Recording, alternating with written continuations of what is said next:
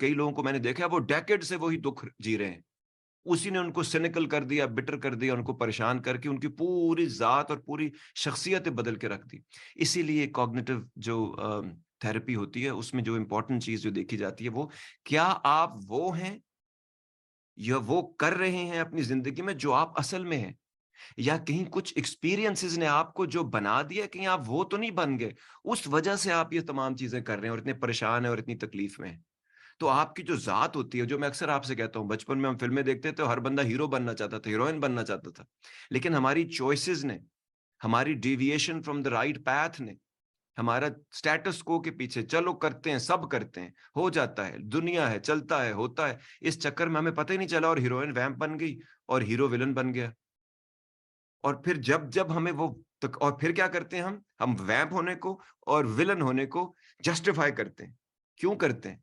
Because psychology में उसे कहते हैं कॉग्निटिव डिसोनेंस, क्योंकि उधर से वापस आना बहुत मुश्किल हो जाता है। हम अपने ज़हन में उसी विलन को हीरो बना देते हैं, उसी वैम्प को हीरोइन बना देते हैं कि नहीं मैंने जो किया सही किया।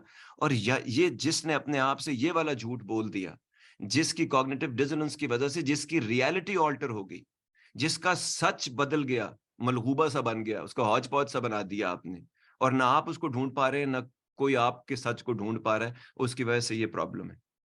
तो इसीलिए ट्रूथ के बारे में मैं अक्सर जो आपसे बात करता हूँ ना, वो ट्रूथ वो नहीं जो आपका ट्रूथ है, वो नहीं जो किसी और का ट्रूथ भी वो ना, your truth, my truth and the real truth. जितना आपका ट्रूथ रियल ट्रूथ के पास होगा, उतना आपकी ज़िंदगी आसान होती चली जाएगी और आपका अपने साथ रिश्ता।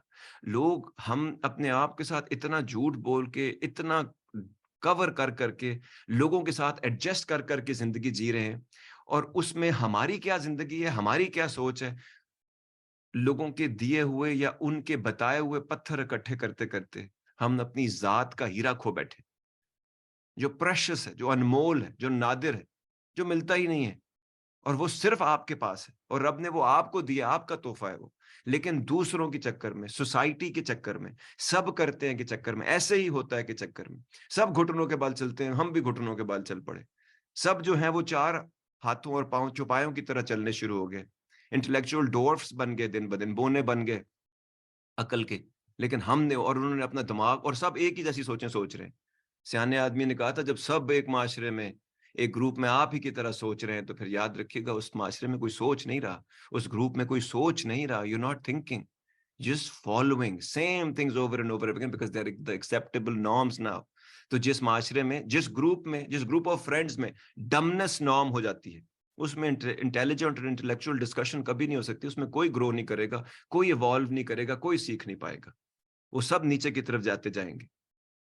और कोई ना कोई ऐसा बंदा या बंदी या कोई इंसान आपकी जिंदगी में होना, ये खुदा की सबसे बड़ी ब्लेसिंग है, who can put things into perspective, who can put things into a direction.